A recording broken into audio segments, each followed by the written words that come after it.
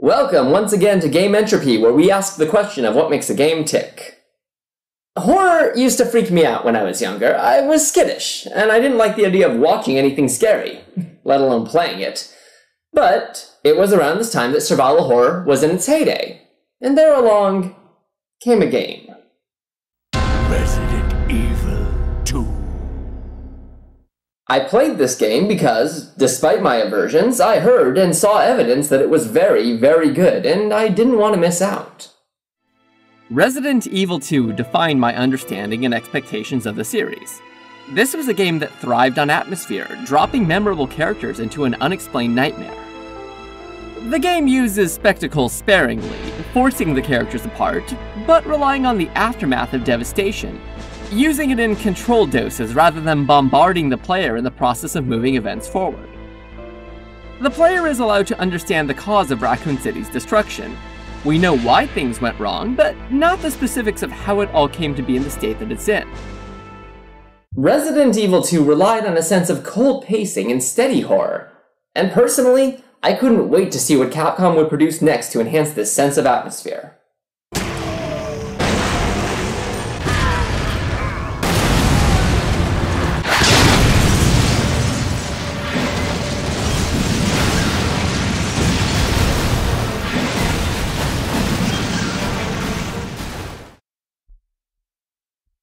That was the exact opposite direction I expected.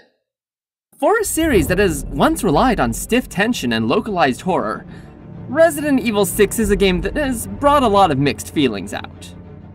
The plot is rife with problems, which I'll be getting to soon enough, but this is, in many ways, the game that the series has been building to for some time. I'm here to talk about the Resident Evil series, how it leads up to Resident Evil 6, and ultimately Resident Evil 6 itself. So, spoilers abound. For all those things. The initial scope of the first game was a singular, controlled incident. A house, hidden in the back end of nowhere, which blows up in the end. The events of the first Resident Evil could have simply been a thing that happened, since nothing about the game promised drastic repercussions. While Resi 2 expanded the zombie epidemic in a big way, it didn't use it to create a big environment, but rather to lock the player into a new and different constrained one.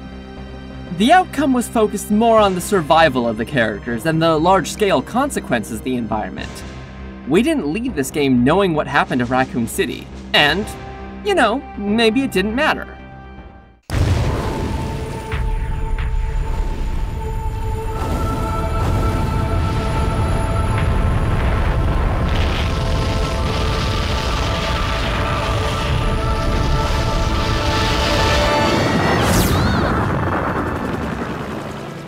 Or maybe it did. Resident Evil 3 is pretty much where the tone of the series began to turn, which heavily affected the story being told. The point of the game was no longer to lock the player inside a steadily unfolding nightmare, but to set them loose in a world of frantic horror. It seemed unlikely that the series would return to a city like the one that dominated the mythos of the early games. And so the games began to shift to other environments. Less residential ones. The Biohazard name does begin to make more sense at this point. Rather than focusing on isolated pocket incidents, the series' various viral and parasitic outbreaks were allowed to become an increasingly common phenomenon the world over, making Resident Evil's first truly global epidemic something that seemed inevitable and anticipated. So, the Stage 2 Resident Evil 6's plot was something the series had been moving towards in some time. The Resident Evil saga has largely relied upon giving us a clear and persistent villain. I'll just leave this here. The Umbrella Corporation loomed over the series as sort of this vast, shadowy thing. They've engaged in perplexing and extremely shady research, relied on utterly bizarre security protocols, and seem to have no damn clue what they're doing. Umbrella maintained a private military who engage in extreme solutions to the most simple problems, and whose key employees were either blatantly corrupt or just critically incompetent. Umbrella's goals didn't really seem to revolve around money or politics or anything. They seemed to exist primarily to screw things up.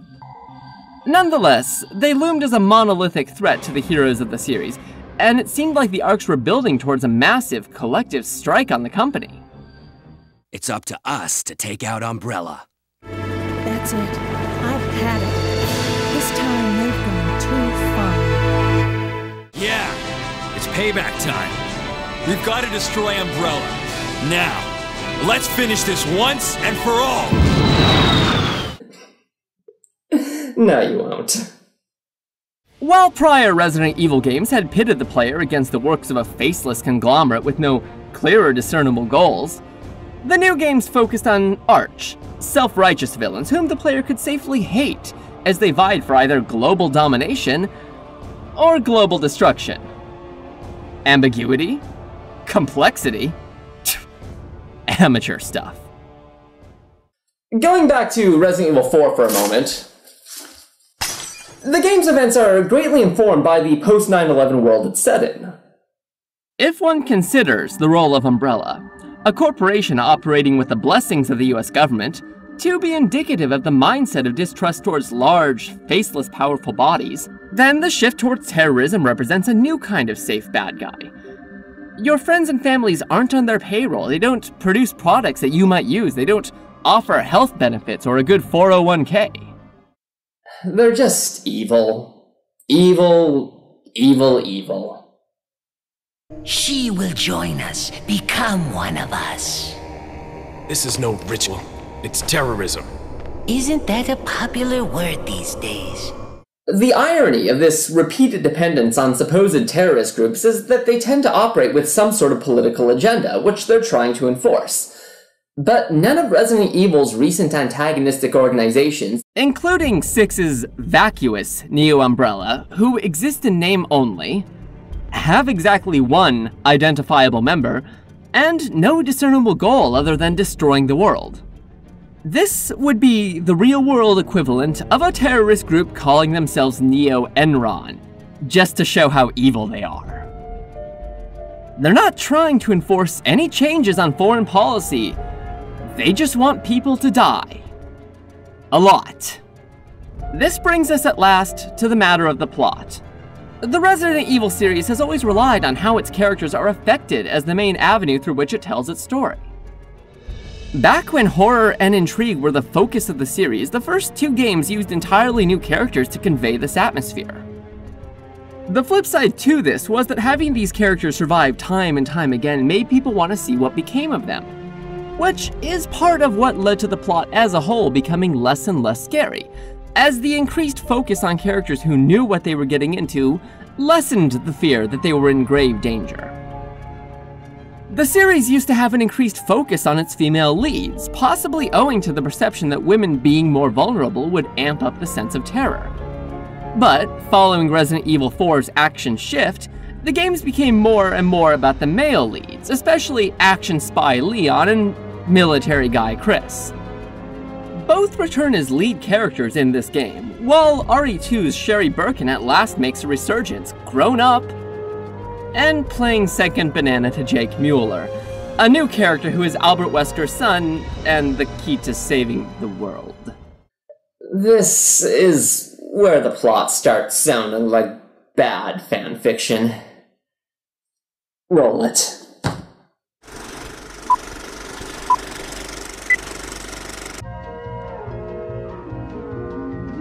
Jake Wesker was Albert Wesker's son, but he was not cat person like his father, so he could not use black tentacles. One day, Jake Wesker was doing mercenary stuff when Sherry Birkin showed up. Jake Wesker, I am US agent. Government's people need you to save the world. I am too busy being cool, Jake Wesker said, but I will do it for lots more money. Meanwhile, this Ada woman is hot, so I will clone her. Government person Simmons said. So he did. Oh noes! To clone is evil! And evil Ada clone went around to destroy world and gave Chris Redfield plot amnesia. I have plot amnesia. And then the president was a zombie. Mr. President. No! He was my friend! This is all my fault, said sudden government person Helena. Why? Leon asked. You wouldn't believe me. Tell me now. You wouldn't believe me. Tell me now. You wouldn't believe me. Tell me now. You wouldn't believe me. And Jake and Sherry were chased around the world and locked up in China for no reason. And then they were chased some more. And Jake's blood saved the world. And also, Jake was good guy.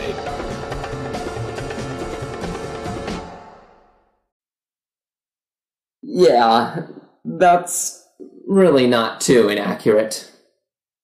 Look, the Resident Evil series is not known for great storytelling, just enjoyable storytelling. Yet this is the first game whose own opening is blatantly contradicted by the events that occur in the actual story. The continuity of the series has had a difficult time telling which flow of events are what actually happened, but to date, they've operated on at least a consistent internal logic.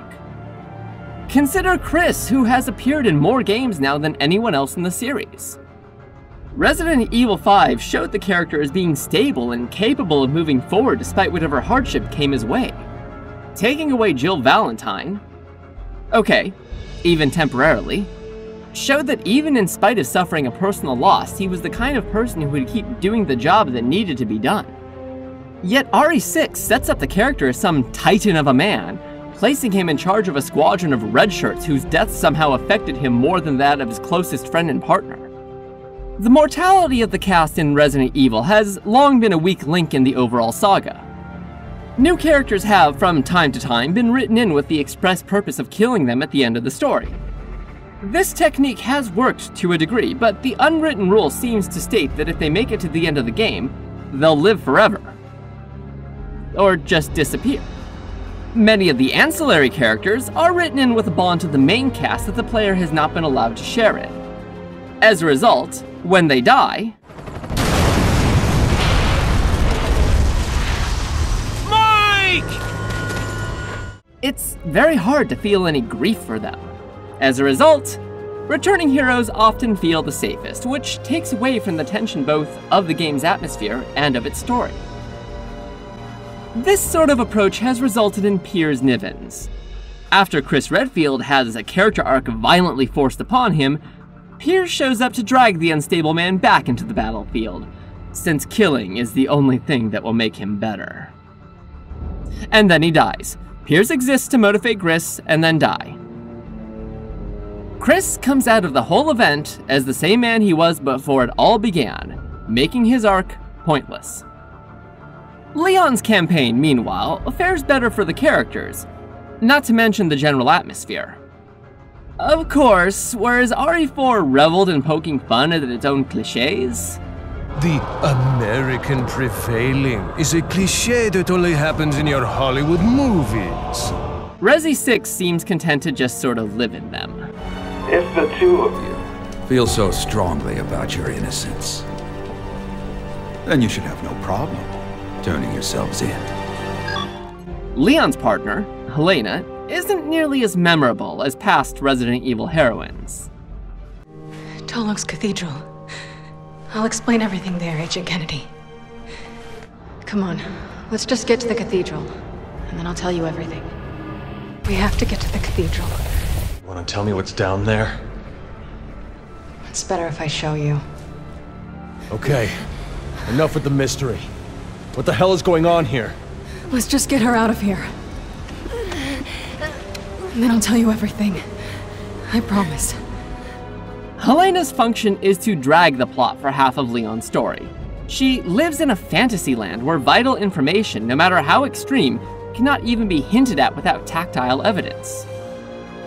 Helena's eventual revelation isn't even remotely shocking, serving largely in setting up Simmons, whose unexplained yet fanatical crush on Ada Wong is basically the whole reason the world is ending.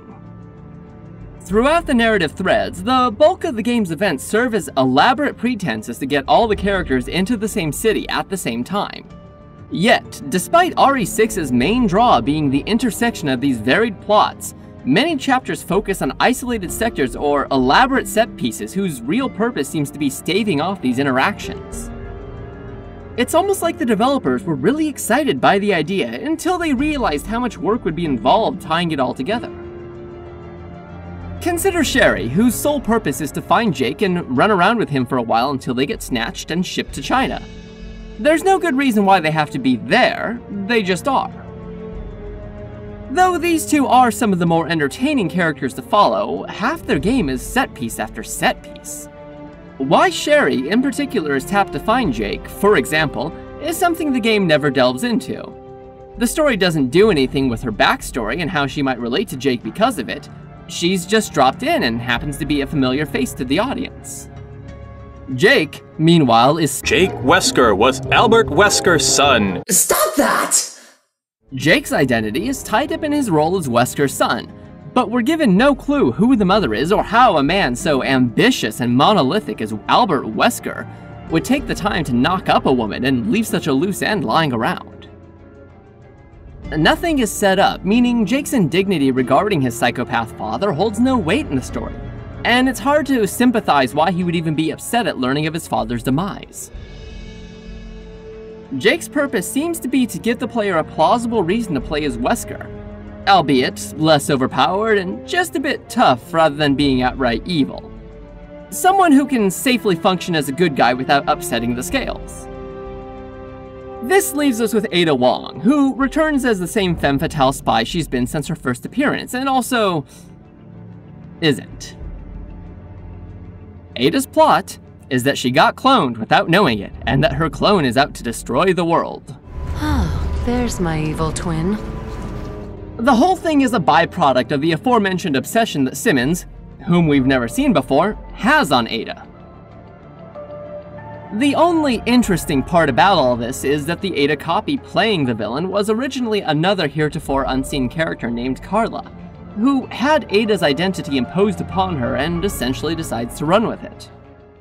I'm just giving you exactly what you gave me, Simmons.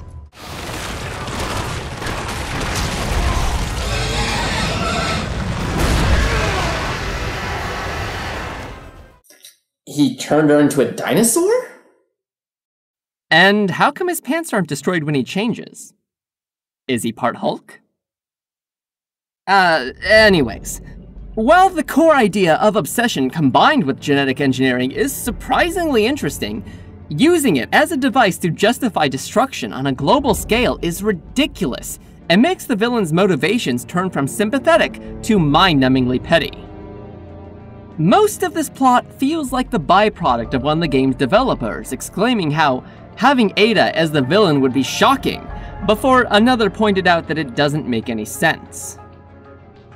What's astounding is that for all of Resi 6's high drama about a fictitious version of Hong Kong being the subject of an outbreak is that it does nothing with it.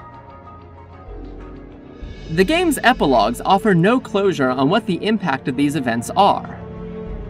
Especially after stating that the president's assassination in the game's opening is a direct result of the fact that he planned to reveal the truth of the Raccoon City outbreak to the world. It seems that the President and the Federal Council have passed judgment over the civilians of Raccoon City. The President and Federal Council have ruled that the Bacillus Terminate operation is the best course of action for this extreme situation and have since executed. Soon after, the news was out to the whole world, revealing that it was the fault of a secret viral experiment conducted by the international pharmaceutical enterprise, Umbrella. With the whole affair gone public, the United States government issued an indefinite suspension of business decree to Umbrella. Had he disclosed the truth behind Raccoon City, the U.S. would have lost all its authority, and the global political order would have collapsed. Really? Really? Just kill him. Hope you got friends on the other side. He's got friends on the other side. So, what? Did our villain, Simmons, just not get the memo? When Raccoon City was nuked on the grounds of hazardous viral outbreak, Was he getting a massage? It's time to go. And incidentally, why did Carlos just check his watch? Did he want to give the imminent nuclear catastrophe a few seconds to catch up? Even for a series not known for high-concept storytelling, many of the creative decisions behind Resident Evil 6 are astoundingly lacking. Chris's campaign feels the brunt of these creative decisions the hardest, as he feels forced into a role that doesn't mesh with his established character from past games. While Sherry Birkin's return is welcome and the capacity in which she's introduced is reasonable, her character feels too grossly underused, with her backstory after Resident Evil 2 being barely touched upon. In a series where the women once shared the stage with the men, having the only returning character relegated to sidekick of a new male character is a bit disappointing. And Leon is... Leon. He really does get hurt the least by this game, but his sexual tension with Ada is just being reiterated again and again, without any point or resolution. Between this and the recent CG movie... By the way, when are we going to, carry on from where we left off that night? Anytime but now. You're angry with me, aren't you? Suits you. Just screw already. Please. It would at least move the plot forward.